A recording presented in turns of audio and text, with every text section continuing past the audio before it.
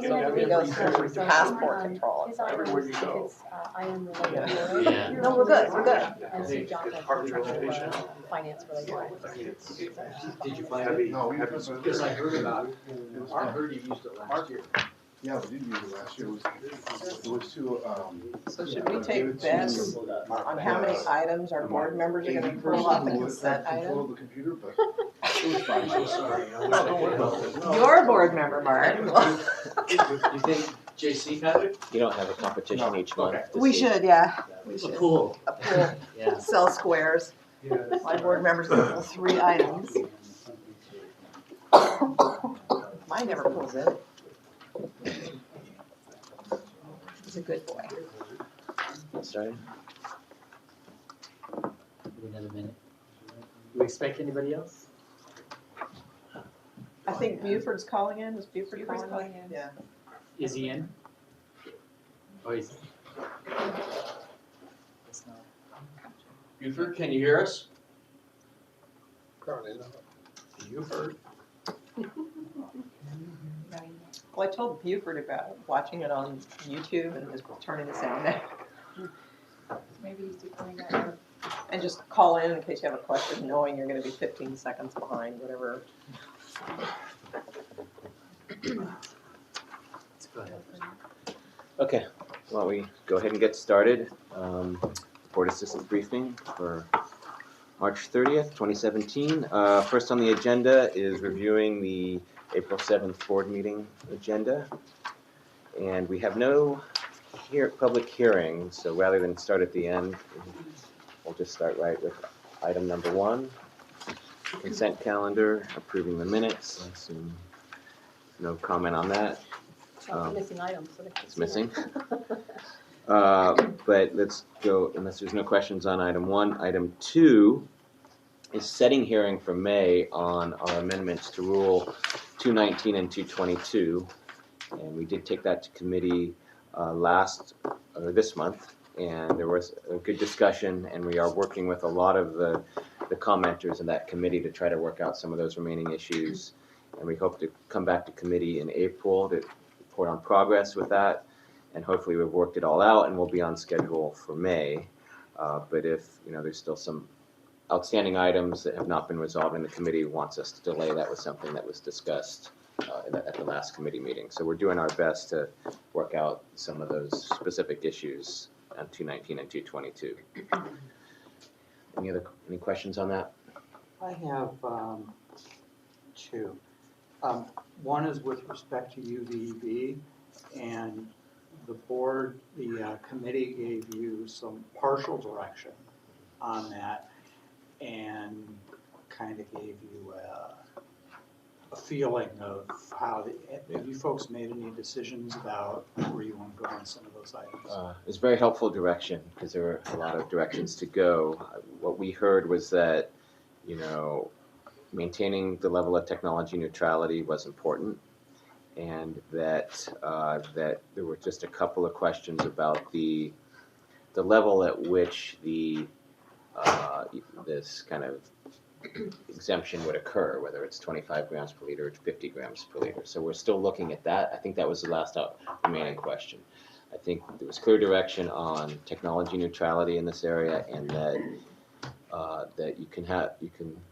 the register or submitting your records could be an option for whatever type of exemption we give them. So those are 2 things we're moving forward with. It's just a question of the 25 versus 50. Okay. The other part is that I know that for UVEB, some of them use acrylates, and there are some potential toxics issues with that, but I didn't see any discussion of toxics in staff report or the CEQA document. And I guess the question is, when giving whichever limit you have, how do you protect against using things that are toxic but may not yet be AB 1807 toxics yet, something Right. like terpene acetate, just to mention one off the top of my head. Right. So I think there's exemptions to our exemptions that if there's a toxic our permit exemptions if there's something toxic in there. So yeah, for things that have already been determined to be toxic, there are provisions that they would have to go through the permit process, as you know. For things that have not yet been given that OEHA designation, then, you know, we're still working on that revisions to a TBAC report. I think we're meeting with you in a couple weeks, and we're trying to develop a board policy moving forward on that will play through a lot of our programs.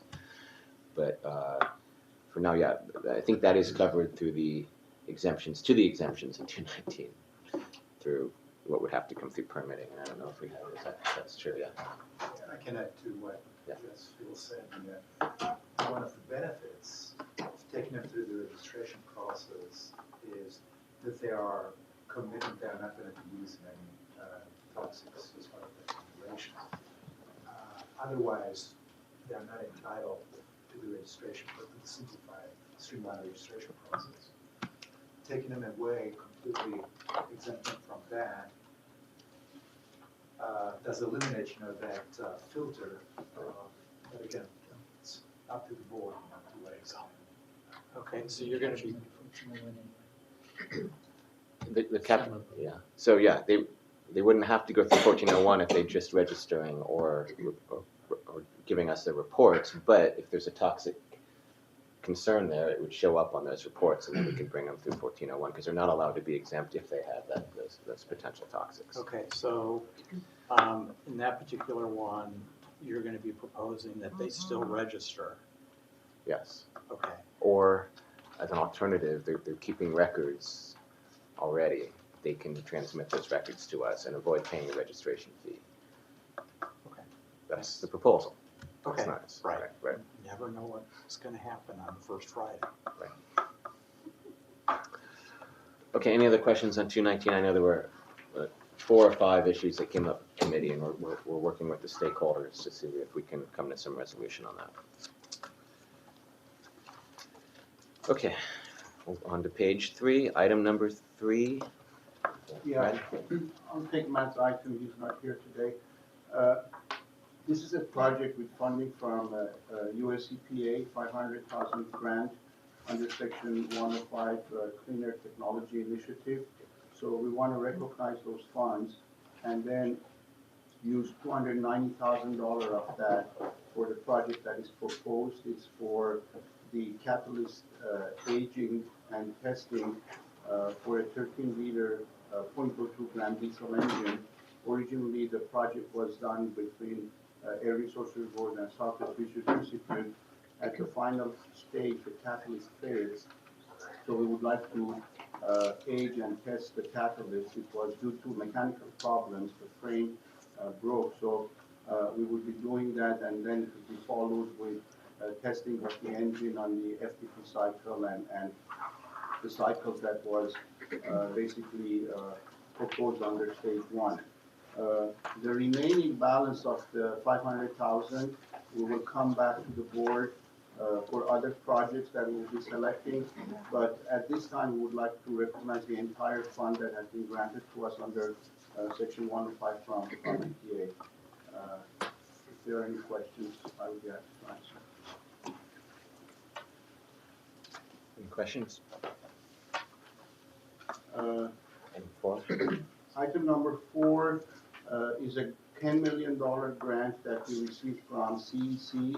We had applied in response to the RFP that was issued by CEC under their AB 118 program. And actually, for your information, 3 awards were given under this. And it was a total sweep for Southern California because in addition to us receiving $10 million, Ports of LA and Long Beach received the remaining $15 million. So it's about $25 million that came to our region. And under our proposal, we are recommending 3 contracts. One is with Clean Energy that is teaming up with Cummins Westport to repower 20 Class 8 trucks with the 0.02 gram to repower 20 Class 8 trucks with the 0.02 gram natural gas engine. And those will be used in different venues and data will be gathered. The other one is with Heister Yale Netherlands for up to a 50-ton electric zero-emission top peak for port operation. And the third one is with Vehicle Velocity Group, and this one will be for development of 4 trucks. One will be fully electric, and the other ones will be plug-in electric hybrid with 0.02 gram natural gas as the engine on the hybrid trucks, with of course zero emission miles.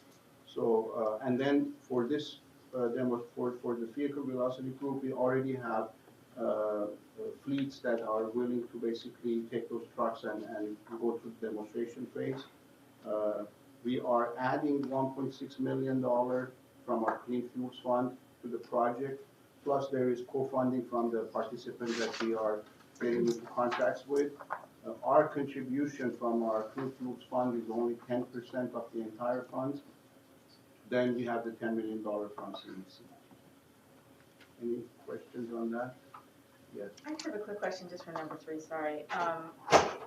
Am I correct that it seemed that when we were in committee that the EPA funds had not yet been secured, but they were confident they would be. Have they now been secured? Is it I'm hearing now that you were to recognize funds that have been received? We have heard that the funds are available. It's the fiscal year 17. That's Right. why we are going fast to the board and recognizing the entire amount. Okay, got it. So we won't lose that.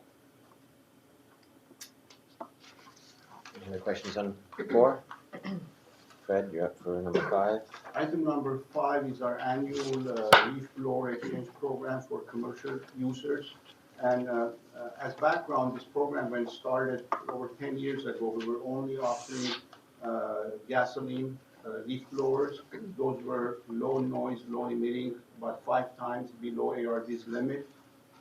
But starting last year, we were able to provide one electric, actually 2 models by one vendors with electric leaf blowers. And this year, we actually have 2 vendors now. We have Pacific Steel and then Black & Decker with their DeWalt models have come forward. Both of them are offering the handheld unit, which has about 25 minutes charge. The other one with longer charge, about 2 hours or so, is the backpack model. So for each one of them, we will provide funding in addition to the gasoline lawnmower. Now, what we did last year, we offered 1,300 gasoline lawnmowers, and then we exchanged about 540 electric units. This year, we are reducing the gasoline down to 1,000, and in combination between 2 vendors, we are offering 1,300 of the electric model, 650 units per vendor. And it will be basically any combination of the handheld or the backpack, depending on the demand. We believe we are providing more than the demand, so whoever wants it can get the electric units. One question. Well, 2 questions, actually. In regard to the 13 sites that we're going to be using exchange events, have we considered doing that with the residential mowers, that type of approach? The residential mowers is a different item. We came to the board last month. Right, I understand, but have we ever considered that approach? For blowers? No, this year, the residential mowers we are doing on a first come, first served basis on throughout the year.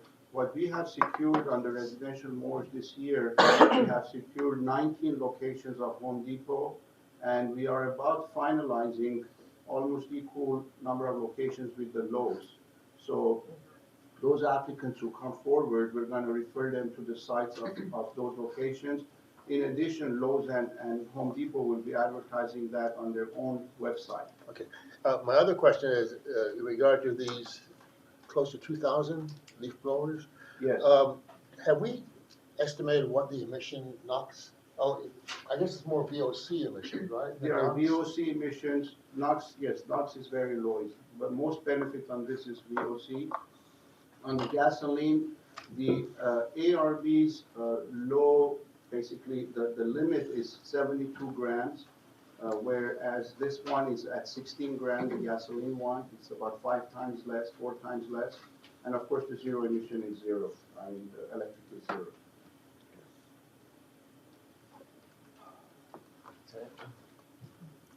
Any other questions on that? Okay, the next item on the PAO is our annual year 19 paranoia program. Again, we have been allocated about over $25 million for year 19. We are going to provide about $3.5 million from our 8923 funds as local match. So we're going to have close to, with some return funds, we may have about close to $30 million again. And when we do the awards, of course, we will give a specific detailed accounting of the source of the funds and how much per project is allocated. This is just to recognize the funding, adopt the resolution as required by ARB, and issue our program announcement. I would like to mention that this will be the first year that both for the SOON provision and Moyer, which we are issuing two different program announcements, we will be receiving all the applications online. So it will be much easier for applicants to apply. And it's opening at board date. We will close at the first week of July, and we'll come back to your board around October. During the opening period, we have several workshops and outreach efforts. Questions on 6? All right, item 7. Good morning, everyone. My name is Sujata Jain. I'm the controller here at South Coast, and I'll be doing a couple items for Michael Kelly. So this item number 7 is to execute a contract with independent auditors for the next 3 years. Our current auditors were our auditors for 5 years, and their contract has now expired. This item went to the admin committee, March admin committee, and the top 3 audit firms were selected to come to do a presentation, and the board awarded the contract to BCA Watson Rice. They have been our auditors prior in the past, and the money for this contract will be budgeted. And I'll be happy to answer any questions on that. No questions? Next item. The next item is to transfer $750,000 from the Health Effects Research Fund to the Brain and Lung Tumor Evolution Foundation. And this is to fund the second phase of a study. This item also went to the March board as part of the annual report that the foundation presents to the board. So I'll be happy to answer any questions. Questions on 8? All right, item 9. Good morning, everyone. My name is Laura McEwen, and I'm the Technology Implementation Manager and Information Management. And I'm also here this morning acting on behalf of Ms. Bill Keller. For this item, we use Hewlett-Packard servers and storage devices to support our primary class system applications, and it's necessary to maintain maintenance and support services to ensure their continued operation. So this item is to authorize the purchase of 1 year of maintenance and support for these servers. This is a budgeted item. I'll be happy to answer any questions. Any questions on 9? Is it 1 year because we're doing the whole analysis of all of our software and hardware? So we're just doing the 1 year so we can do that other analysis? Generally, the nature of our budgeting system, when we do our budgeting, we're able to procure 1 year of maintenance services. Okay. So, but just concurrently, we're still doing that whole system audit? Okay, okay. Item 10? Item 10 is removal of certain fixed assets. This item goes to the board annually based on fixed assets such as equipment and vehicles that have become obsolete or non-operable. And if you look at attachment A, that's a list of all the equipment. Mostly they are 20 years or older, they are depreciated.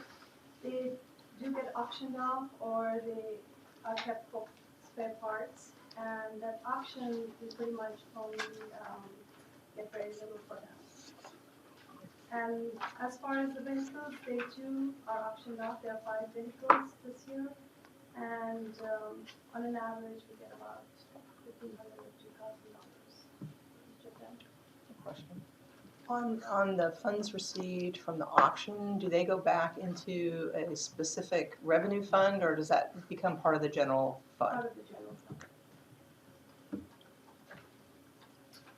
Any other questions And on, with that, I think sorry, questions on 10? Okay, item 11, Lloyd, do you have any specific info on that? It's an MSRC item. I think this is just one new award and one modification. No, the MSRC meeting took place, approved this, and next month, just for your information, I'll be taking over Henry as our liaison to the MSRC. He's retiring tomorrow. Oh my gosh. Is there a get together for him in the afternoon, 3 o'clock tomorrow. if anybody is interested? 3 o'clock. You're taking over from Cynthia then? Sorry? Taking over from Cynthia? No, Cynthia will still be there. Henry has been the liaison of SCAQMD to the MSRC board. I see. I'll be taking Henry's place. Okay. Any other questions on 11? Okay, we get to the receive and file items. Any questions on items 12 through 15?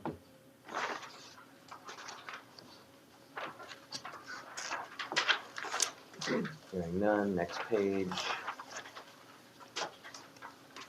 Item 16.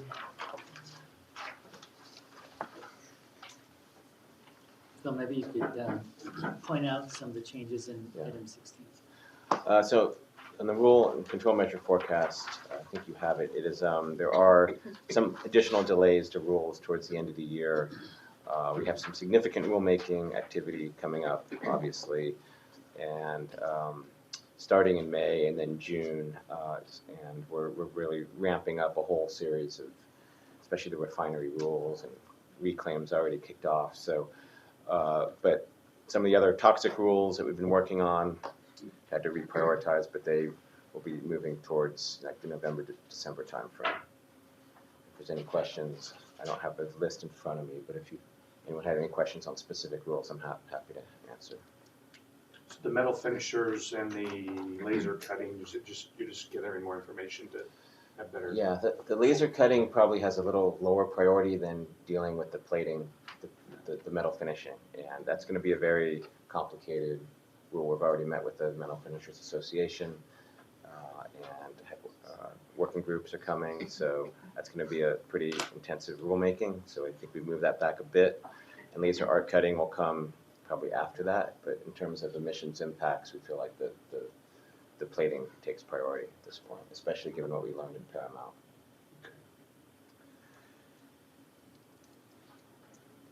Okay, no questions? Questions on 16, item 17? Just a quick question on 16, sorry. So you'll have a list pretty soon of kind of priority and schedule, kind of what we expect for May and June? I know Yeah, right so around the corner, but just, so we know what's coming. yeah, so this item comes every month, and it should lays out what our rule schedule is, but it also on the front page of that item, it has the changes. And unfortunately, there are some that need to get reprioritized. But coming up in May, we have 219, and then June, we have 1147 Reg and 1118, 3. Reg 3 in the budget. and Reg 3 in the budget is going in June, and then 1118 is for June. That's a pretty complicated rule on the flaring. So it's really going to start picking up towards the summer, and towards the end of the year, it's going to be 2 to 3 rules per month in the fall. Summer break is over. Now that I have my staff back in SCAQMD.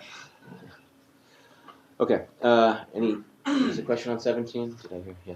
I just had a comment. I appreciate this report comes, the admin committee, because my boss is keenly interested in what's going on. And so I just want to thank staff for putting that together. It's very helpful for me to weed through and let him know, the progress. So thank you very much.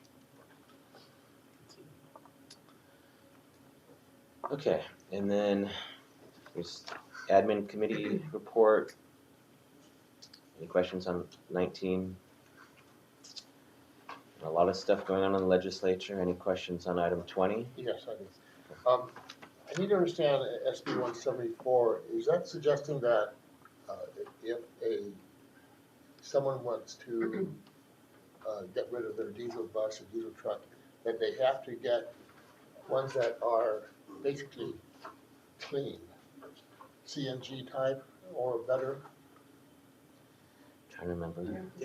So there's a requirement that they are to get the this available, and if CNG is available, then that's what they're gonna have. Well, here's my question. I'm a member of I'm not, but I'm a member of a church that has a bus, and it's a very old bus. And then they come up and they say, this bus isn't working.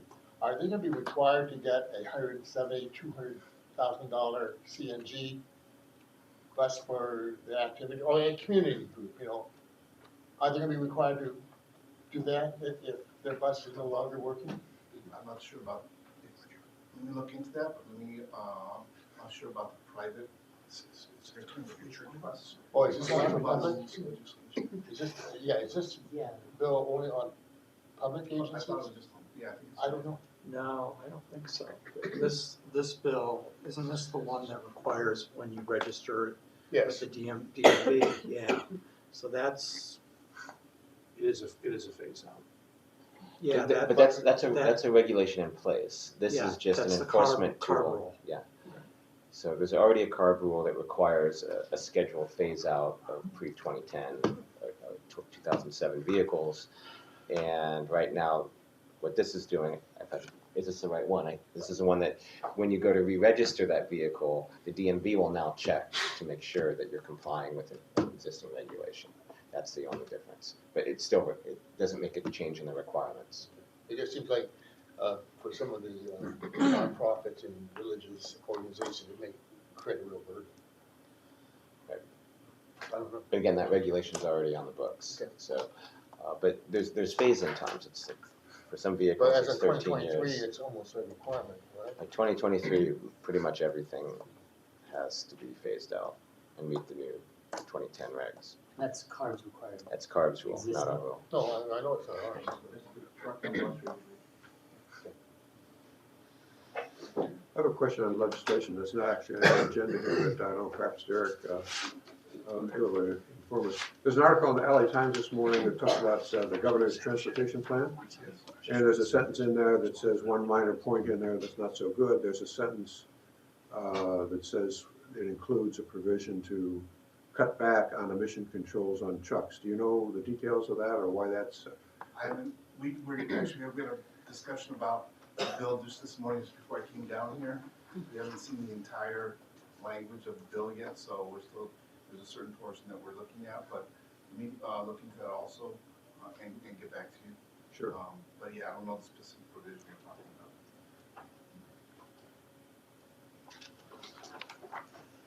about.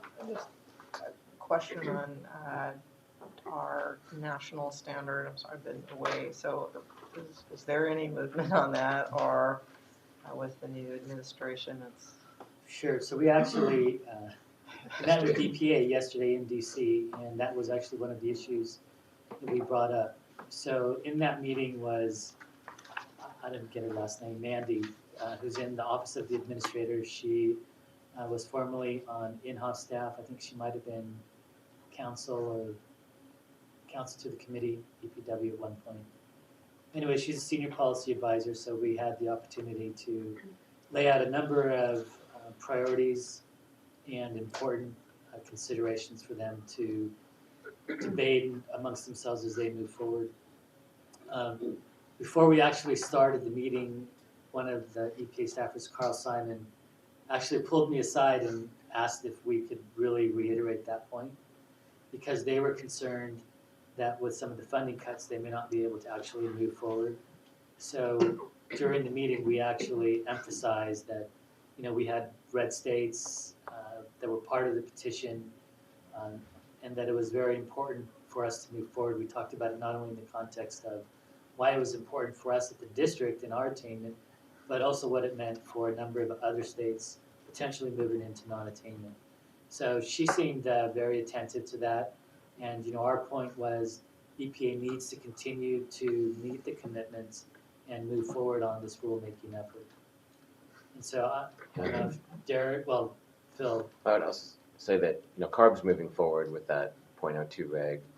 And part of this trip, we also met with the heavy-duty engine manufacturers, and they aren't outwardly opposed, and the American Trucking Association, they're not opposed to federal rulemaking. They have some issues with timing and issues with the level and issues with the test procedure to determine what the emission levels are, but they seem to be willing to work with EPA and us and CARB to work all those issues out. and so we had PACCAR, we had Volvo, we had Cummins, Freightliner, Daimler, that were all in that meeting, and they all said that point. But what Jed Mandel from the EMA had said to me earlier was that their real big issue was the federal testing protocols and adherence to the duty cycles, and a recognition that real-world emissions are not what they're being certified against. And so they want to make sure that they're addressing that as well. So I would say that the administration heard loud and clear, and it wasn't just staff. So we actually had an appointee in that meeting. She'd only been there a week, but she certainly heard that. And so we're going to continue to sort of keep the pressure on in that regard.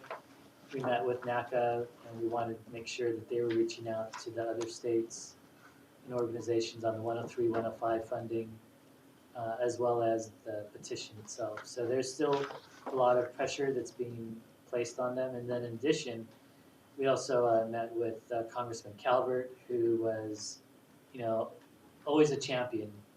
And he certainly recognized the importance of the JIRA program, the 103, 105, the targeted airshed grants. And we'd actually broached the subject of broader investments into clean technology, either through the infrastructure bill or through some other mechanism. Their big question was, where's the funding going to come from? And then the other comment I'd say that we heard consistently from a number of members was, they want to, in essence, reduce the size of government. So they were looking at 2,000 reductions from current levels at EPA alone. They mentioned 100,000 at DOD. In the civilian ranks, they said the civilian ranks were now almost equivalent to the uniformed, and they just said it had gotten out of control. So they also said that they had a number of people that were coming in on a voluntary basis, going through a number of agencies, looking at efficiencies, and saying, here's how they could be run more efficient. So to answer your question, yes, Thank it's still a you. priority. We're Okay. moving forward. Okay, And we're highlighting all the other issues. great. Thank you. Okay, any other questions on the legislative committee report? All right, on to page 7. Harvey had a comment. One thing that should be listed on here is Billy Owens, Senate Bill 584 on 100% solar renewables by 2045 and 50% by 2025. Yeah, I don't think we took a position on that yet. Oh, you have to take a position? Oh, So it won't be added to this report, but we can consider it for the next ledge committee. all right. When's the next ledge committee? Week after the 4th, so. April 14th.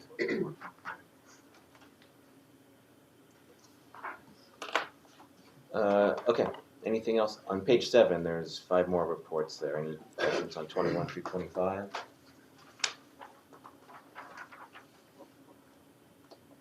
Okay, one more item, 26. Kurt? For the past several months, the district's been conducting monitoring and enforcement activities in Paramount. The purpose of those activities is to identify and address sources that are contributing to high levels of hexavalent chromium that we found in the community. As a result of the enforcement and monitoring activities there, we identified 2 facilities, Aerocraft and Aniplex, And both those facilities are currently operating under orders for abatement issued by the district's hearing board.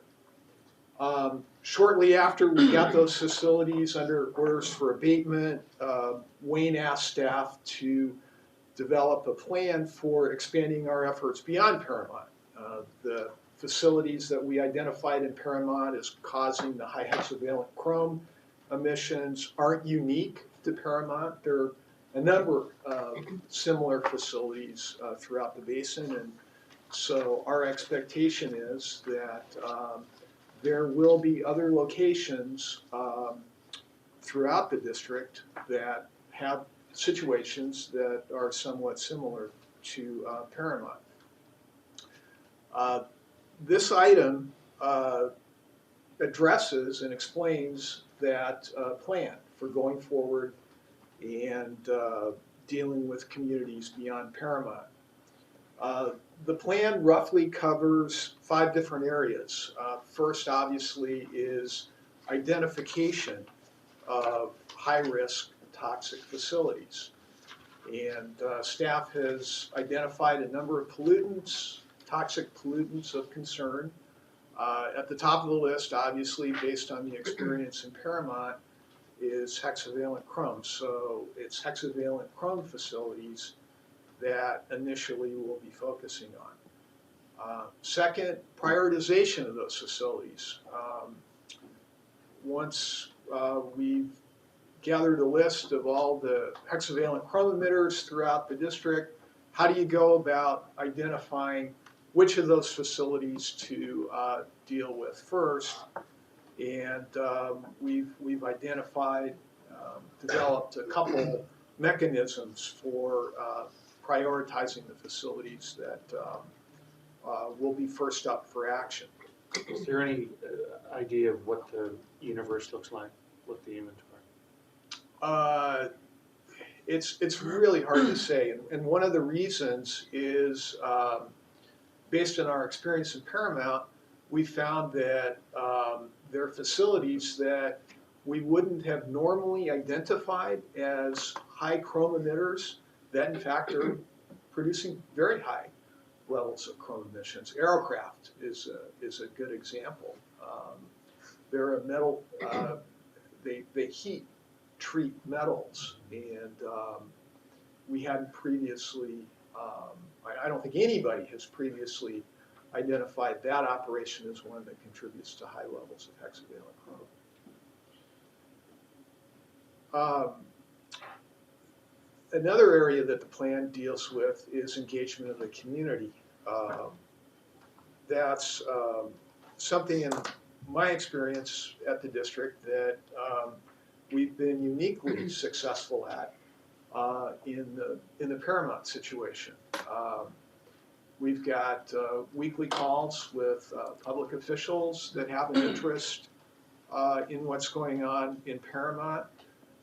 Initially, we had weekly calls with members of the community. We're now having every other week calls with the community.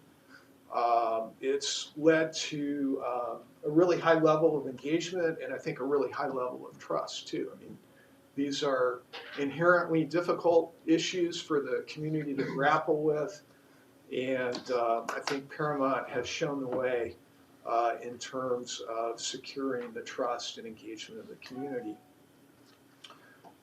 Next is engagement of toxic sources and the industry in general. There are likely to be a very large number of these sources throughout the basin. It's expensive to monitor and address toxic emissions from these facilities. Monitoring alone, to operate an upwind monitor and a downwind monitor, it costs about $6,000 a week under the monitoring protocol that we're conducting. So we've got to be smart about how we marshal our resources and how we address these problems. And to the extent that we can get the industry engaged, get them focused on the problem, get them dealing with the problem, that's a much more effective, efficient, and cost-effective way to deal with this situation. And then finally, the plan addresses what actions we'll take when we identify high toxic emitters. There is something of a regulatory gap. As you all know, we've got toxics regulations, rules 1401 and 1402. 1401 is a new source review rule for toxics. 1402 deals with existing sources of toxics.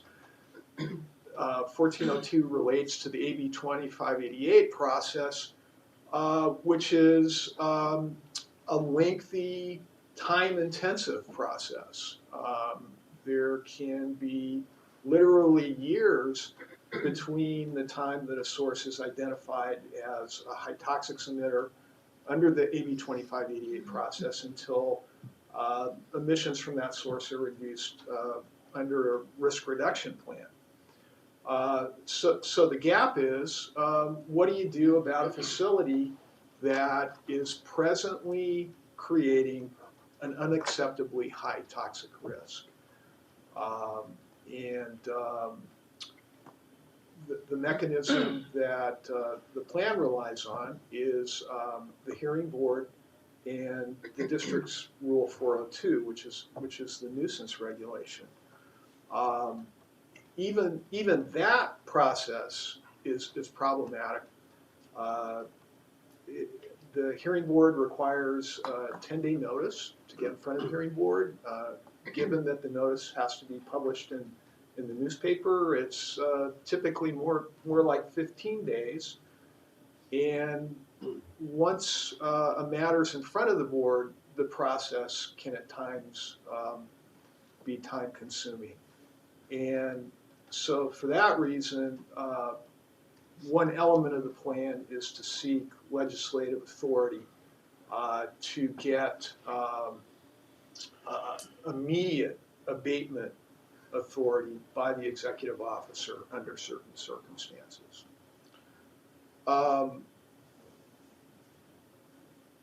One thing that I'd like to emphasize about development of the plan and implementation of the plan is that it involves all the different parts of the agency's operations. That too, a coordinated effort like this on an enforcement issue is also unprecedented in my experience here at the agency. So I'd be happy to answer any questions. And if I could maybe just add a couple of points. One, with regards to the legislative activities that Kurt spoke about, maybe Derek, you could speak to the specific things that we've done in terms of meeting with the leadership to try to look at some of the funding issues. Sure. So while we've been in Sacramento, we've been engaged on updating leadership on the Paramount issue, as well as other offices, but specifically with Speaker Rendon, who Speaker Rendon represents the city of Paramount. And there was overtures, and we engaged with them that, we do need money to continue this monitoring program. We're going to continue in Paramount, but we do want to expand it, as Kurt mentioned, to other areas. And this is going to cost money, and it's very expensive. And they mentioned that they would look at resources to help us continue our monitoring throughout the region, because it is an issue that we have to, first of all, investigate, make sure it's not a problem in other communities. But if it is, it's going to be very expensive to continue the ongoing monitoring in those communities if we do find additional Chrome 6 or other toxic issues. And if I could just add to that, so when we met with Marie Lou from Brendan's staff, the first question she posed to us was, why isn't the district collecting these funds? Why isn't the district able to fund this program? Because that's going to be the very first question that's going to be asked of us at committee. And so we're actually working on a response. Kurt and his staff will be developing that response that we can provide to them. The other point that I just want to sort of add, again, sort of maybe the precedential nature on this. When we were at EPA yesterday, one of the things that we mentioned was that out of the 103 grant funding that we got, we were able to get an additional analyzer. Right now, let me restate that. Right now, we really couldn't expand this program because our lab is completely tapped out. We don't have the capacity to bring in more samples. They would just line up in the queue. We need additional analyzers. We need additional, not only analyzers, but samplers to go out into the field. And I think that we actually put down the staff resources in addition to that. And I think what we had looked at for a total universe was roughly 1,000 facilities with a cushion of 200 extra that we were looking at. And so we've actually put together a budget, if you will, in terms of what we think it would take for the legislature to come back to us. The budget, as I recall, is $7 million. about $7 million a year. For 7 years. For 7 years. So it's a pretty significant chunk of change, if you will. I think the interesting part, and Kurt, I'm not sure I had a chance to share this with you yet, but John Moreno from the city of Paramount called and said that they wanted to talk about imposing fees on their licenses that would pay for monitoring. And so I said, great, let's get our teams together. Are they going to give us the money? Well, that's what we want to do. So we want to talk about, like, how would they actually do that? Because if they were able to impose those fees on through their licensing and then said to us, you know, we'll provide you with the funding and you implement the program, that might be a way to get funding outside of the legislature. But it's a great opportunity for us to discuss additional revenue sources. So what we need to do is set that up. I told him I'd mention to him as soon as we got back. And then just one other thing regarding, and Kurt mentioned authority, the authority bill that we have up in Sacramento. The first hearing is happening this Monday, April 3rd, and Wayne and Barb are going to be testifying at that committee hearing. It's going in front of Assembly Natural Resources, and fortunately for us, the author of the bill is also the chair of the committee, so we don't anticipate too many problems. I think where there may get a little bit of a challenge is probably on the floor of the assembly, but we're going to do what we have to do to get those votes to get out of that house. You know, the Senate, I think on the Senate side, it'll be a lot easier for us, but you know, there's already opposition lining up against the bill. Describe that?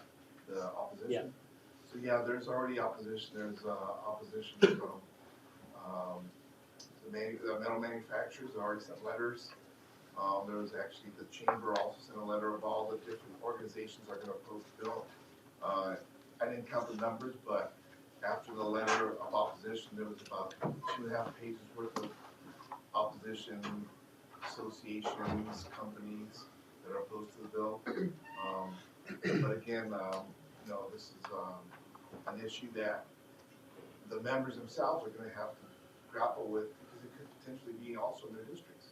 And for them to vote against something that is going to help their districts and help the members of their, or protect the members of their communities that they represent, you know, I think would be a tough bill for them to be totally opposed to, although there's going to be opposition on this.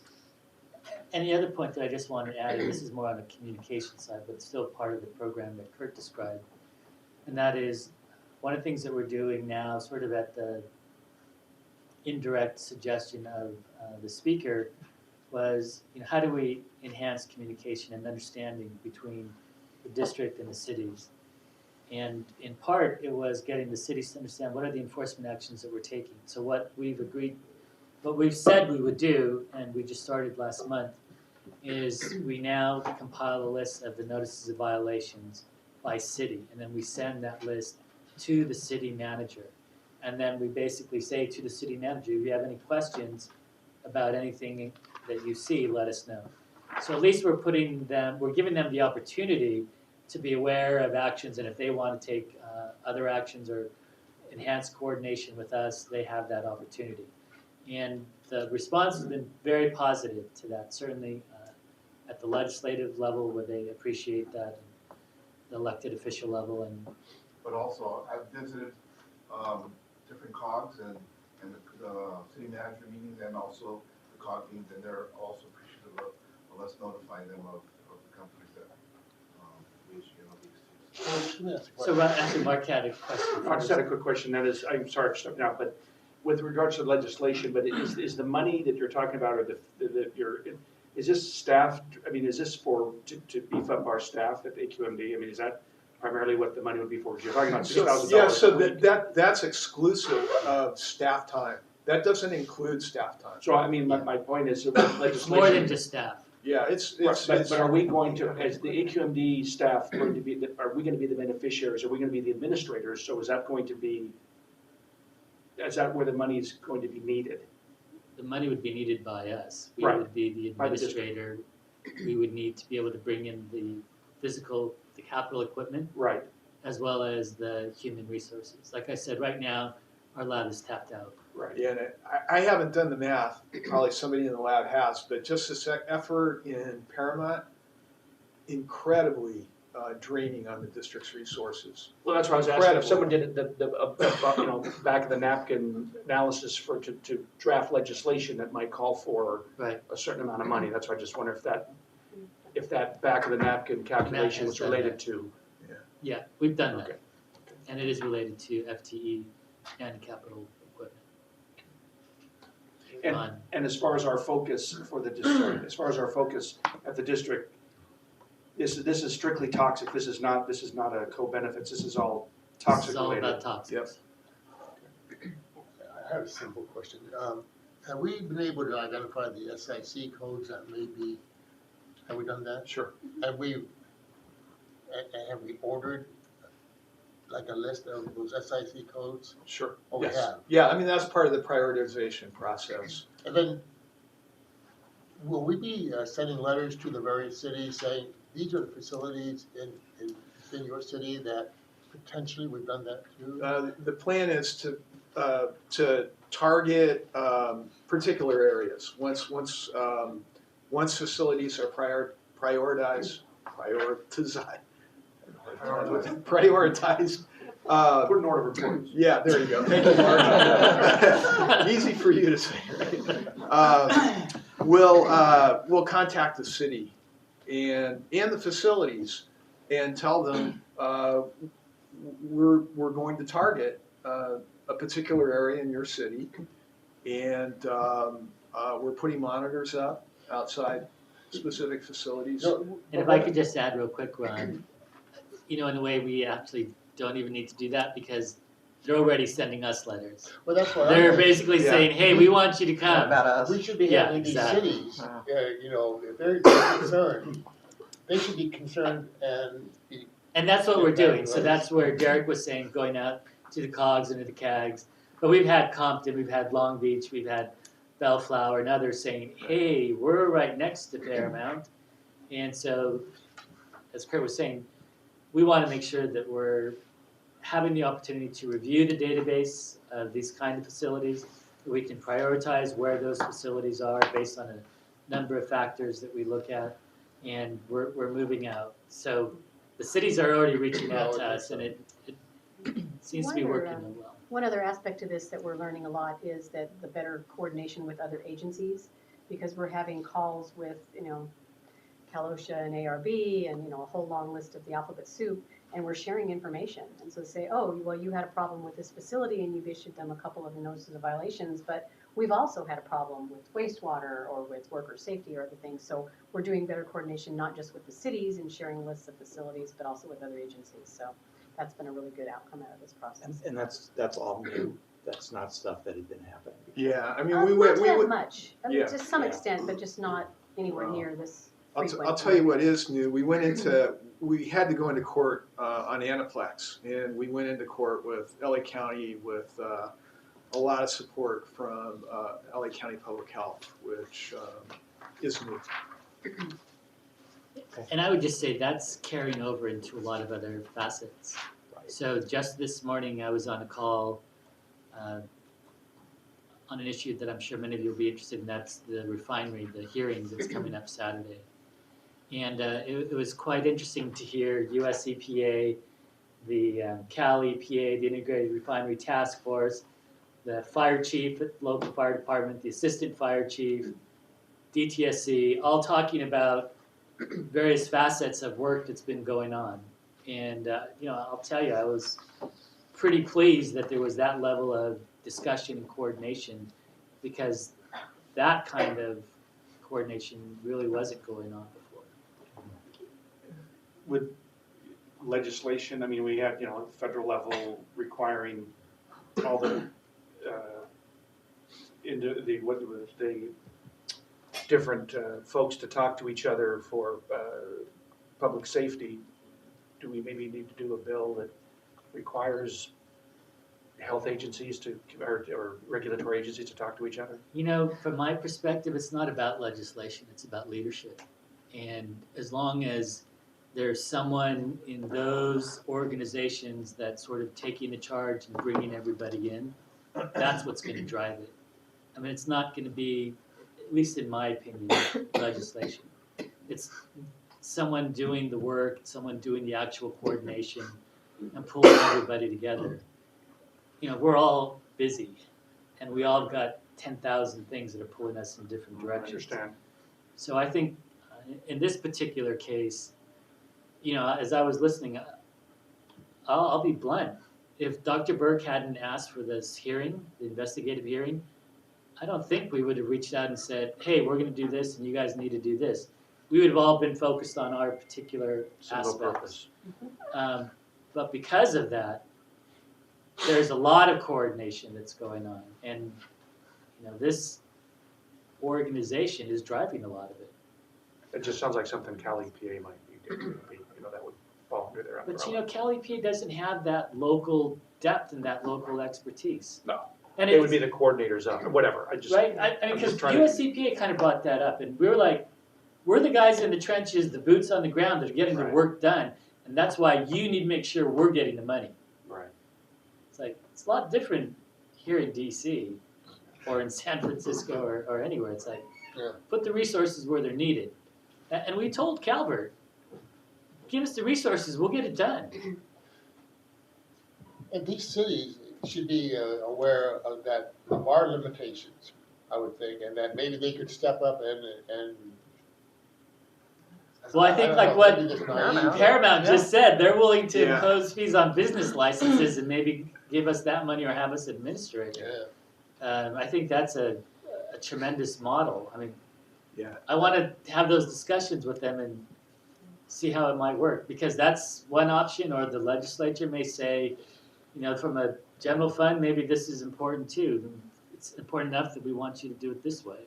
I don't know. I think that by Paramount doing what they propose to do on their, adding a little fee on their business permits, it's going to first set a precedent, and second of all, also maybe put the pressure on the other cities. They'll start looking at doing that too if they want to have the monitoring that is being done in Paramount to also happen if we're not able to be successful in getting the additional resources in Sacramento. And like Wayne said earlier, we're just about tapped out. We can only do this for so long, and pretty soon we're going to need the additional resources, and maybe that's where it comes from. And it provides you for however many cities step up. Right. That gives you tremendous leverage with the legislature. Look, cities are willing to, and counties are willing to do this, and I think that could be very beneficial. In all our grants, they said, what are you leveraging? Right. And I think that could be a tremendous boon to us in Sacramento. Matt? So I know that this Paramount business permit fee coming to AQMD is kind of a brand new discussion item here with the city and all that. It hasn't been worked out completely. Yeah, no, but, really. and I get that. I mean, just a couple high level questions on it is, would that fee be imposed on all business licenses throughout the city, or just those businesses that have some kind of polluting action? Because there's a lot of businesses that are just, for instance, consulting businesses. I think John Moreno's thoughts were just those businesses that have been identified as potentially having an impact. So like the metal finishing facilities. Yeah, and then what do you think the total revenue is then for AQMD on those kind of things? Is it no idea? Thousands, tens of thousands, hundreds of thousands, millions? I would imagine no idea. How much they're going to charge? Yeah. Or, how much they're going to put on the additional fee. So I'm gonna look to staff, maybe Lucky knows. How many facilities were in Paramount alone? Maybe Susan, do you guys know? Close to 80, 80 something. Yeah. Wow. 85. Now, were they Metal all under related? permit? With us or with the city? Yeah. Not all, With not all, us. not all of them required a permit with us. Oh, but the ones that. See, and this is what we haven't Yeah, discussed, yeah, right? I know, and So- I'm not trying to put the cart before the horse either, these are just Yeah. kind of some thoughts I had. Yeah, no, but I think it's a good point because the fee's gonna have to be sufficient enough to cover everything. And, And typically, the business license fee is not all that high, yeah, so, I mean, it will help, it may not solve all the Yeah. problem, I mean, Right. all our financial exposure. Right. It can perhaps help. yeah. So, I think one maybe we thing, do it that way. back to Ron's question, is this whole way through with this communication, we have communicated every step of the way what our resource limitations are. So the expectations of what we can do are pretty clear. These cities ask, and then we tell them, and they're not, they're not coming back like just begging. They're waiting for us to figure out how we're gonna get the resources together in Kurt's plan. So It just seems that like level of communication has been going cities on. have a certain responsibility to their own residents and not rely on us as like we're the big mommy and daddy agency here that we're gonna take care of all of your problems. That's what we But say us to having, people. but us having a plan Although- goes a long way, because the city is like, what do we do? Well, if we have the plan here, they can either buy in and participate or try and institute their own, but if we don't have a plan, we can't help them. I think with the better coordination and understanding, I think it would help a lot of other cities understand what the role of AQMD does, what we do. I think the tough sell is gonna be is when you look at the dollar and tax collected and what little cities actually receive after the cities and the counties, the state and the county is taking their lion's share of the money, it is gonna be a little bit of a tough sell. I mean, we're trying to keep businesses in place, and to say we're gonna add on additional fee, is gonna be a tough sell, but once they have that understanding, potentially, but I think most cities are gonna look to the state and say to the state, look, you are kicking down all your criminals to us, you're letting people out of jail early, and you have all these unfunded mandates that you want us to fund to balance your budget, and now you want us to add this fee to our business. It's gonna have to be massaged out quite a bit. I think Paramount's gonna be a good test pilot. You're gonna learn a lot, lessons learned and information, and then hopefully be a good test model to show other cities. I'm not saying that Los Angeles is not, open to it, but I think a lot of things are gonna have to be worked out, and states and counties gonna look deep too, and how we can all kind of share in this. A couple things is in LEPD we have a program with all law enforcement agencies. So if we suspect that Mark's house that's on the border of, let's say, LA and Long Beach, but it's in LA, there's some funny business happening over there. We actually go into the system, we look up Mark's address, and we may actually see that Long Beach PD and LA County Sheriff has an ongoing case. And so when we're talking about the sharing of information, it's just, so that might be Cal OSHA, it might be DTSC or whatever else, but then we would contact those other agencies and say, hey, what's going on? And it might have been, oh, well, we have some suspicions, or we have this full-blown investigation going, FBI is involved. And so then we're like, okay, well, it's our jurisdiction, but you already done this work, tell us how we can help. That's exactly what we're doing, Jacob. So there's a model already out there through law enforcement, and that maybe that's something, instead of recreating the wheel, that's something that you could, duplicate for just as purpose. And I'll say that the model really is sort of based on experience at the federal level, pulling together those multi-agency, multi-jurisdiction task forces, and that's exactly what we've done. Right. So, I mean, it is local, state, federal. Right. That we're doing, and we do an enforcement-only briefing once a week. And probably loop in, like, I know our city attorney, we have an environmental task force, and our sanitation, other crews, but I knew AQMD does participate sometimes, but again, it's just, it's not really complete, and the participation from a variety of agencies is sporadic. So this would kind of help formalize it. But I think we're going in a direction to where the communication, share information, and then how we can work better together. Yeah, again, that's a weekly call that we have with the other enforcement agencies. And then on the, And it's helped a lot, I mean, oh yeah, yeah. on the information, the violation sent to the cities, we probably need, in the beginning, and the city managers change. I mean, we don't have a city manager, but in other cities, the city managers, they change, but sometimes when they get something, they look at it and they interpret it the way they interpret it, it can cause some panic. So maybe there's something in how we maybe train the city managers or give them some kind of SCAQMD 101, I mean, environmental chemistry or something that just, because they can react a certain way where they panic and then they're putting out this notice and all the city council members and the mayor are freaking out. And well, there's arsenic in our dirt, you know what I mean? And not realizing that arsenic is from the dirt, right? So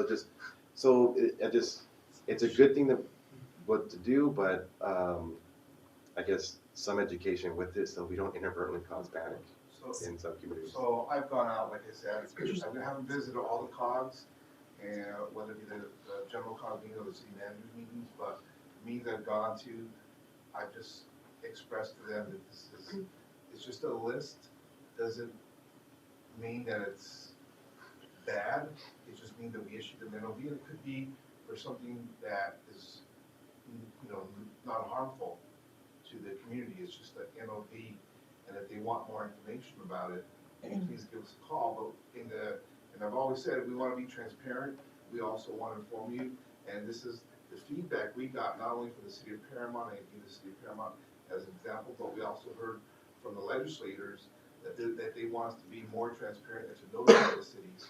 So I wholeheartedly agree with you, Jacob. It's going to be taking some education, but when I go out there and visit with them, it's not cause for alarm. We just want to show you that there's businesses in your cities that have issued these notice violations. It's not the notice of compliance, because that's not what we're doing. These are just notice of violations. We also took the time to take the care to make sure that the description of the violation was in common language, and it didn't say a violation of rule da-da-da-da-da-da, because that wouldn't make sense to anybody, and you wouldn't want them to have to go look it up. So we took great care to phrase it in a way that it clearly explained that, okay, they had a boiler that they, didn't do a source test on, or they were too high on their reclaim, they didn't have enough reclaim credits to cover their emissions. So we did take the time to do that, to make it a little bit more user-friendly. That was no crossbone emojis. We just used the skull with the lightning. So when the speaker had an interview in the LA Times several weeks ago, and that was one of the biggest criticisms was, and he was pointing the finger at everybody, and maybe he was right, maybe he was wrong, it doesn't matter. But does he feel satisfied? Do we know that he's understanding that the agencies are communicating now more effectively, better, that there's a plan, that there's a big picture? And is there a sense that he's starting to be satisfied that he was listened to, that the greater communities listened to, that these agencies are communicating and working together? Yeah, the last one that I saw was sort of a backhanded compliment, and that, yeah, I'm glad to see they're finally doing these things, and I don't have any complaints right now. So, yeah, but we spoke with them, we've met with them on numerous occasions, and we make sure that people understand that it was his line of questioning that really sort of led us to this, and we haven't gotten any negative comments or feedback from any of the city officials or any of the elected officials. In some ways, they want more, and we're trying to let's just keep it to this right now. Yeah, they want to expand, and we're like, no. Yeah, actually, I can tell you one group wanted more information than what what we plan on giving. And they wanted a history. If they received notice violation on this date, when previously have they issued that notice of violations? And we weren't prepared to do that, because it's a little bit more intensive work. We could do it, I'm sure, but just causes more work. But we just, moving forward, we want to notify them on a monthly basis. You're welcome to use our website. You can use Find. You can use all these tools that are available. It'll be much easier with our new and improved Exactly. information system. Yeah. We've had people say nice things about this effort that typically don't say nice things about AQMD, like Jane Williams and others in the EJ community. And the legislature has been very positive, like I said. And I would say it's really, I think, helped us with regards to both the President Pro Tem's office and the Speaker's office. Because before, if you actually think about sort of the state of their relationship with us right now, before we would walk in, or let me restate that, I would walk in and they'd say, get out, and you're no good, blah, blah, blah, blah, blah, blah, blah. We don't want to talk to you. And at least now they're like, what do you guys need? We want to help, How can we do something on this program? How can we do something on this program? And I think the way Derek sort of frames it is, or the way our consultants have framed it is, hey, the door's open, we better ask for whatever we can get right now. And they're asking, so we're talking. I think part of the challenge was that they were believing a lot of what they were reading in newspapers, and that they took as the gospel. And then once they saw that, we weren't the boogeyman or whatever they wanted to raise us as, we saw that we're there really looking out for years and doing our job.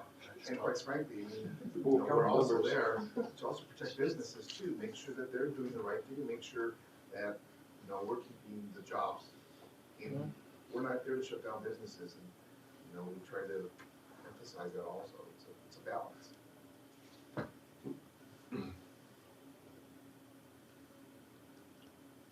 Any other questions? Discussion. I have a question about an article I saw on particulate filters and heavy-duty trucks, and supposedly they're damaging trucks if they get all clogged up. Do we know anything about that? I think you're we still have that referring to program, some right? of the defective filters that were certified by ARB, and there's now actually legislation that would, in essence, hold those groups, the people that had bought those particulate filter traps, harmless from any liability. Yeah, that's a Senator Galgiani bill, and we've talked to them extensively on that bill. We have some concerns, but from what the original language was to what it is now, they narrowed it down. It's only really for about 200 trucks that it's going to affect, and these trucks bought, I guess they bought a DPN or diesel trap. They went ahead and purchased it with the understanding that if problems come up, there was going to be a warranty on it. The company they bought it from went under, and so now they're saying that, well, if you want a new one, you have to buy it, and there's no, they just purchased it. So Galgiani's bill is what it's going to do is exempt them from having to get this new particular trap. If that's the same one you're talking about. Well, the report saying that some trucks have been, their engines have been damaged by the clogged filters. Yeah, I know there was damage to the. But that doesn't affect our program, right? No. There are always, you have to look at the truck that you are retrofitting. Same model year, truck, two different trucks may perform differently with the trap. So we do temperature profiling before installing the traps.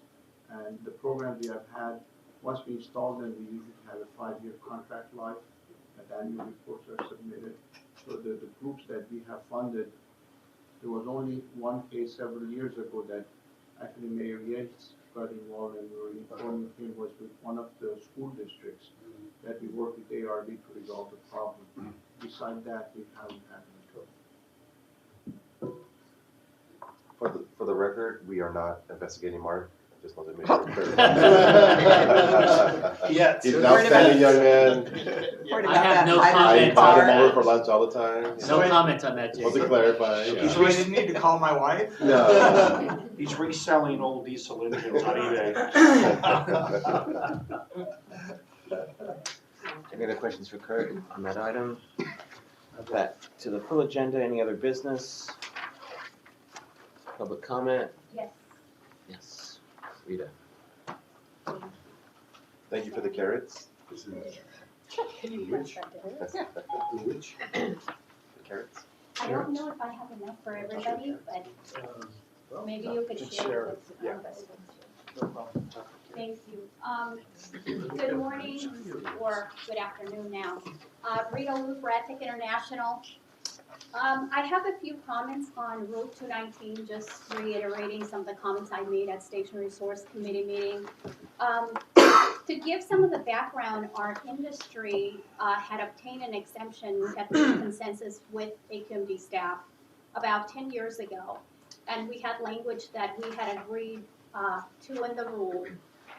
And then on or about 2007, those exemptions were taken back. And they were scaled back quite a bit. So we lost ground on those exemptions. In 2014, we went to the Station Resource Committee, and we basically asked for those exemptions to be restored, and we got support from the committee, unanimous support for those exemptions to be brought back. And essentially, the exemption is to exempt UV and EV materials that are less than 50 grams per liter. Now, in your handout, you have a bar graph comparison of what the current rule is right now. And just to clarify, an exemption from a permit does not mean an exemption from the rules. We happen to be above and beyond what the current rule requirements are. So an exemption from permit is just an incentive for people to go above and beyond what is currently in the rules. So the rules are about 300 grams per liter in some categories, and we're at less than 50. And our exemption is for materials at 50 or below. Our materials require a light, so they require capital investment. In some cases, some companies are investing millions of dollars. I just received a letter this morning from a company in Ohio, and they've made drastic emission reductions, voluntary emission reductions, but they've made a significant investment. We are not hopeful that we are going to get a lot of incentive funding that is available through the AQMP process, because most of those dollars will most likely go to mobile sources. So this is just a small incentive we can offer our customers to basically stay here in California. One of the things that I wanted to mention here, the first page, because I don't want you to take it from us. Obviously, we're the industry. But this is a page from an engineering permit evaluation. This facility has a permit from engineering, and this is what the engineer wrote under VOC emissions analysis. The use of UV curable coatings or super low VOC containing with VOC content on a solids basis of 85.5% lower than the current rule requirements complies with the current BACT requirements. We already know these materials comply. This is just a rubber stamp to say they comply. But we know if they're at 50 or less, they're going to comply because the rule is at 275 or 300.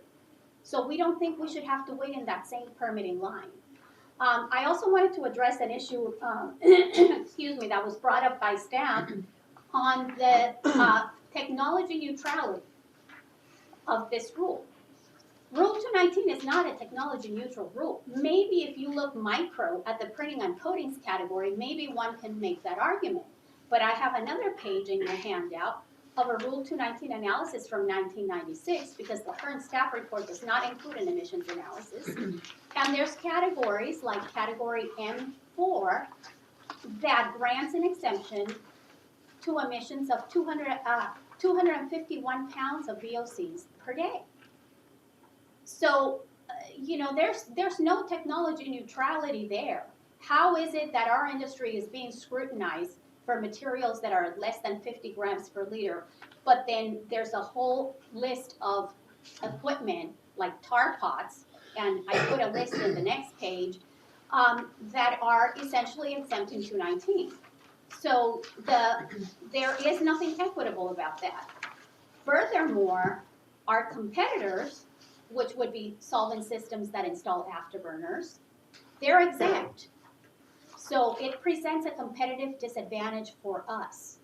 At the Station Resource Committee meeting, we had a facility that came in to talk about Rule 1147 and their impacts, and they testify, and this has been known in the 1147 world. I'm not that familiar with 1147. Thankfully, we have lights, not heaters. But they said that that rule basically boils down to only one manufacturer being able to comply with the rule. How is it that we're so concerned about technology neutrality for an exemption, but then there's a rule out there that only one manufacturer can meet? So we have several concerns. We think that our materials should be exempt from permitting. We think there's already a paper trail. This other issue of we can't find these facilities. Well, we have to keep at least one piece of paper on file to show that we're compliant. And there's another rule, Rule 109, that requires record keeping for these facilities. So the records there are available to the district. They are on file. So we hope that we can work towards achieving consensus with staff. But that would be our request. And we're not opposed to extending the exemption to our competitors. We're not opposed. I can't speak for the waterborne industry. I can't speak for the solvent-borne industry because I don't represent them. But we would not be opposed to just saying all materials less than 50 and let us compete. Thank you. So unfortunately, Rita, I think you missed the Rule 219 discussion that we had early on. And I don't know if Phil and or Locke, you want to say anything now or want to talk to Rita separately? Well, I don't think there's a lot of daylight between what we discussed earlier and what Rita just requested. Like I said, the idea that we're extending it to all types of coatings that can meet requirements is something the committee gave us direction on. The permit exemption is something where the committee gave us direction on.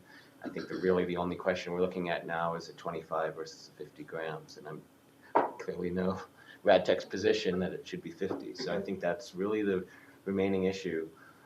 Technology neutrality, just because you have a limit that only one current manufacturer can meet, we would still call that technology neutral because there's still the opportunity for any technology or any manufacturer to come in and meet that. So just the fact that there's only one, or in some cases 0, with some technology forcing rules does not mean that it's not technology neutral.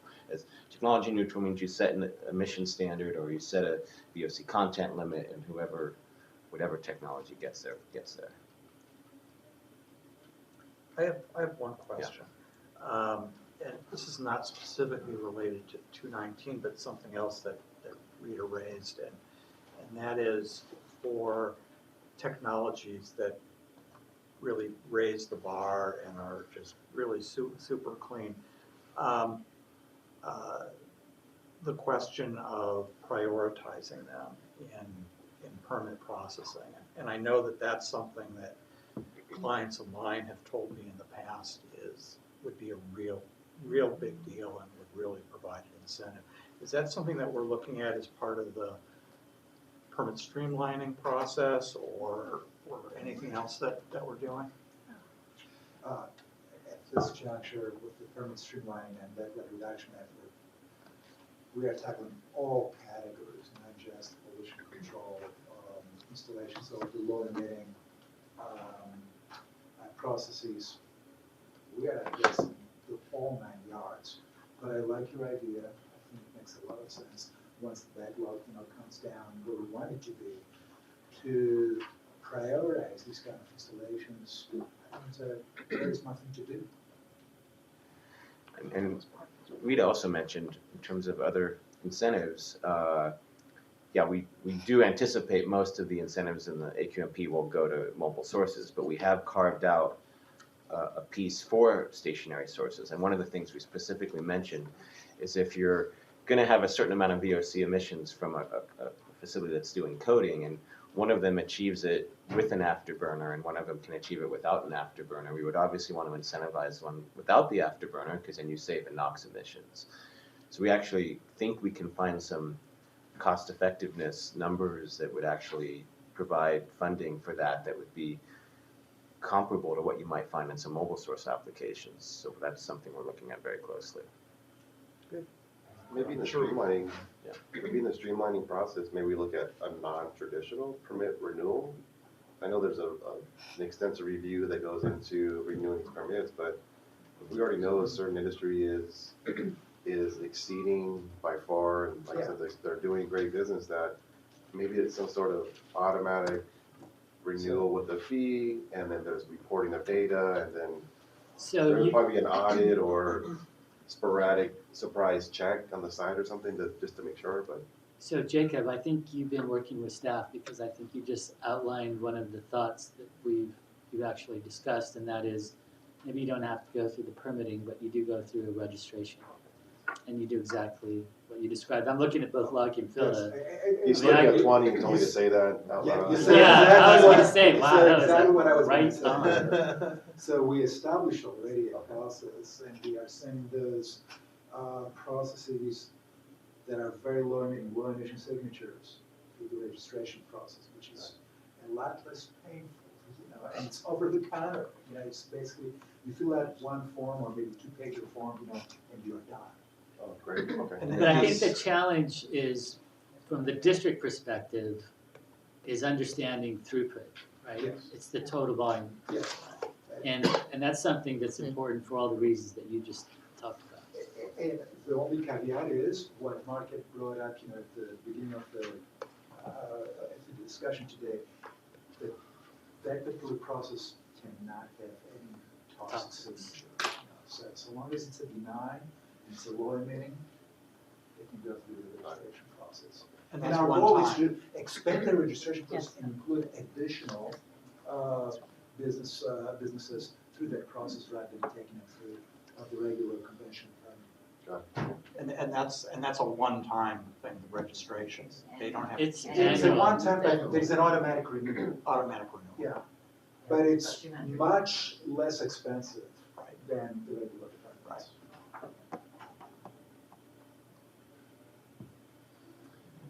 Any questions? Pardon? Public comment? I've got a question. You mentioned the rules that were technology forcing. What are those rules? There's been quite a few. Rule 1147 was technology forcing, Rule 1121 was technology forcing, Rule 1111. So a lot of the residential and small commercial combustion equipment was technology forcing. And a lot of the VOC content rules were technology forcing. What are the numbers I gave you some, we could talk about it, get you specific. I don't know which particular rule went to the California Supreme Court for the 1113, was it? 1105.1. 1105. That was from 2012 Supreme Court decision. Yeah, do you have any others? 1130. Oh, yeah, there's, it's like pick a number. Probably the list is shorter. than Yeah, the number. exactly. Most our rules are technology enforcement. Yeah. It's small subset of them are conventional technology. What was it? Okay, any other questions or public comment? Okay, call the meeting adjourned. See you next month. You gotta set it up with John. All the like, otherwise that's not already DC. No, I was in DC. Just set up Okay, all right. Let's see you guys.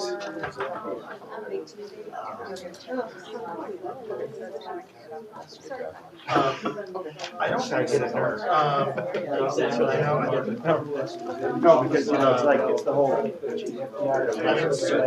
didn't talk about that. We have all these other agencies. How are you? Good, I like your. obviously hitting the nerve. So,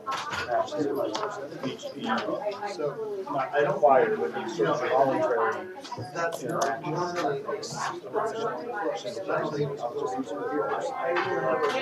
It could be legislative, it's just, I'm not, I'm not saying we like. I'm not suggesting it's very legislative, but I'm just saying this kind of variety.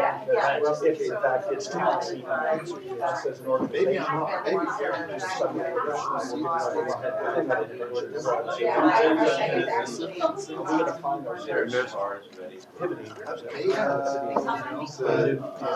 much larger concepts. How does that impact staff? Ability to implement implementation. You know, you Mine know, was very good. Thank you so much.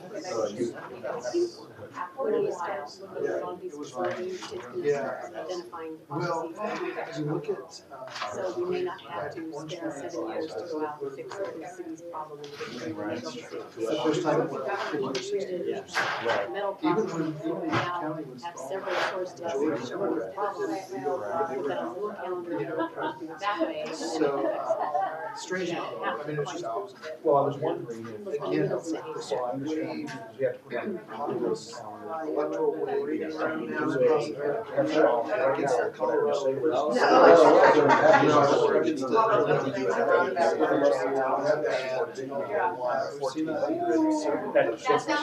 identify a toxin, that, boom, this kicks in, so I just fall into this nuisance.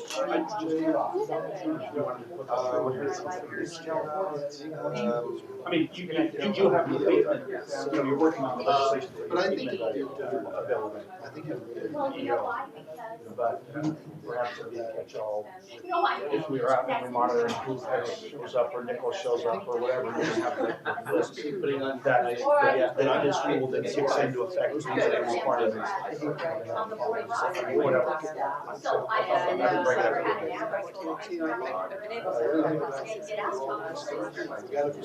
Well, you're also back to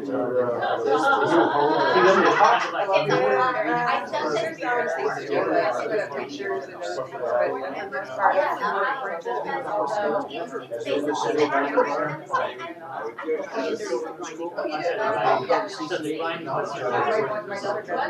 But yeah, then you can start picking off using it. I mean, just have a catch-all that says, here's the toxins, then here's the criteria, how we're gonna species, you know, identify what.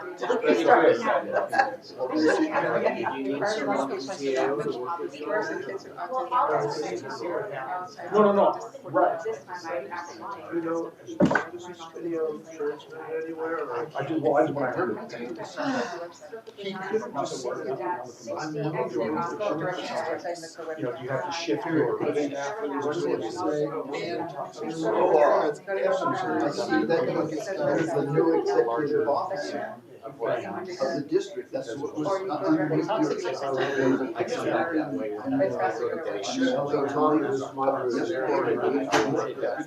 No, so executive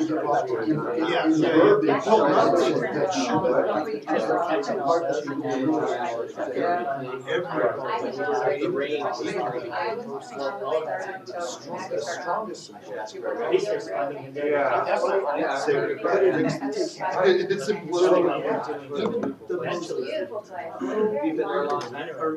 That's kind of what we're looking at.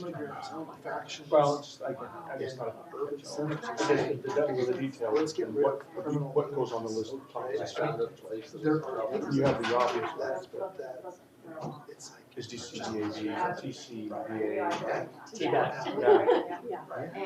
on it or not? And one thing. Might be, those I was part of my, That's in the weeds by, well, no, I know. Well, I think they would be your own. Anyway. No, it's good stuff. And you can have a nice day. I'm out of here. Thank you so much, I appreciate it. It's probably as good as ever. I'm not kidding. Movie is My wife wants Did to you ever know. see that movie, My Big Fat Greek Wedding, the #1, where the guy had Windex for everything, right? Windex, you got a problem, you know, Windex. Oh, yeah. We're like, we got UV lighting. No, but serious. Here's I got that packet that you it's sent. My cut wife down was talking berms about on our house tremendously. Just the 3 children. So what did I do? But I gotta run, I gotta see you. Find a place. You're a second place.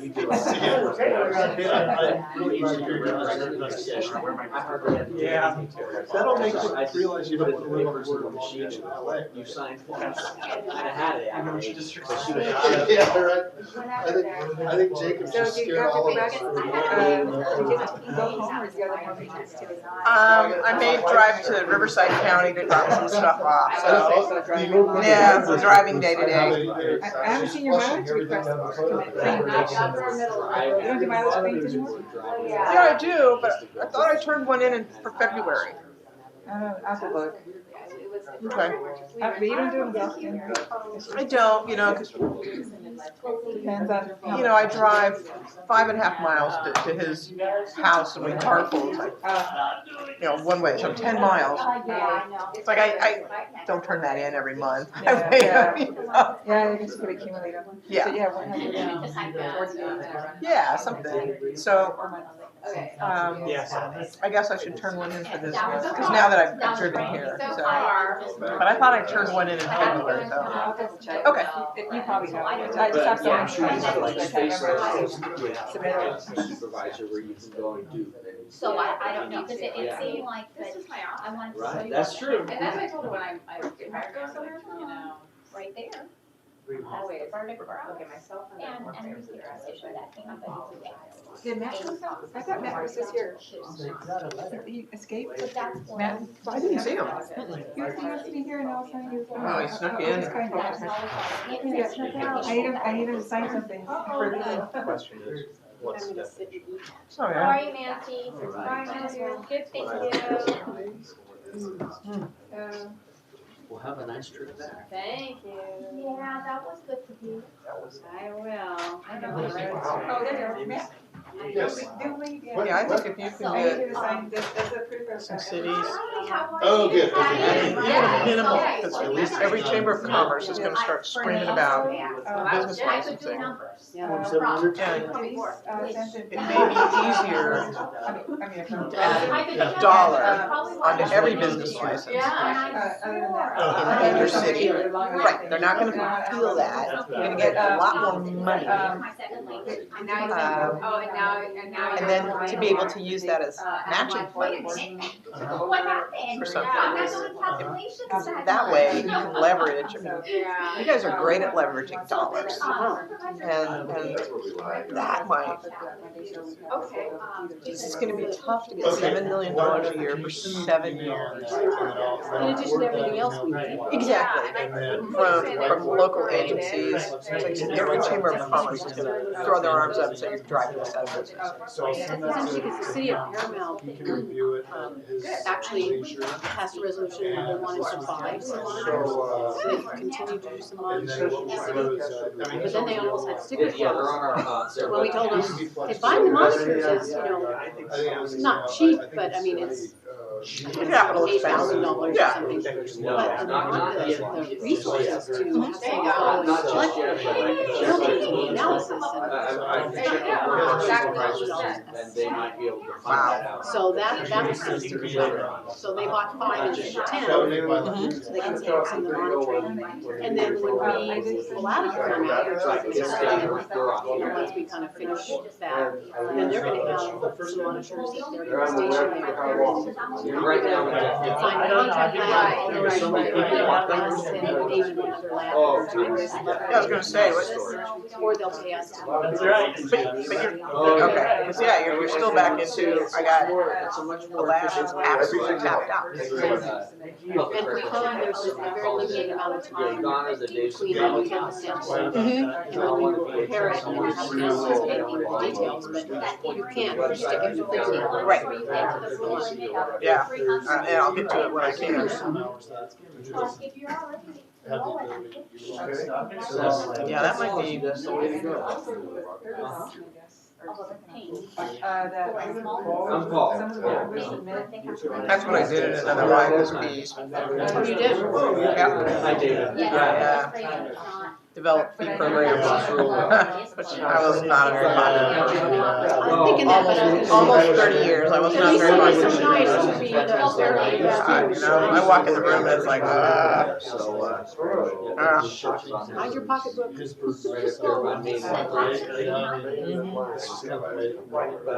Oh yeah, I got a free pass that was $8,000 each. And a couple of bucks on business. Got up to $10 a square foot. On business. Yeah. We're raising a lot of money. Yeah, I know, I wasn't.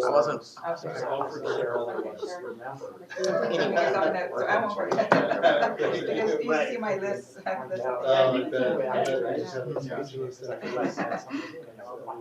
Yeah, well, we kind of know, but All we're right, not thank allowed you. to tell. Thank you. Because we have non-disclosure agreements. Hey guys, how you doing? Great, how are you? Yeah. How's things? Good, busy. Coming I to got the Anaheim convention. 29. All right, well, good luck with that traffic, guys. Be safe, okay? We'll see you next Friday. Yeah, okay. Yes. Right? Yes. So Okay, that good. company has been very public You too. about their Okay, TV operation, they have no problem disclosing. Anyway, Other companies David, perceive it as a competitive advantage. if you need more information about the web stuff, Okay, it's like I said, it's there indefinitely. Just click on meetings on the website. You go to, right now, we go to libraries and webcasts and everything's there. Goes way, way back. I don't think we got rid of anything. Just for that reason, okay? Yeah, well, thank you. I don't know. Okay. yeah, I guess I didn't, it was like, So- just a second. There's no big rule in making PD. Anyway, I explained that. Yeah, good.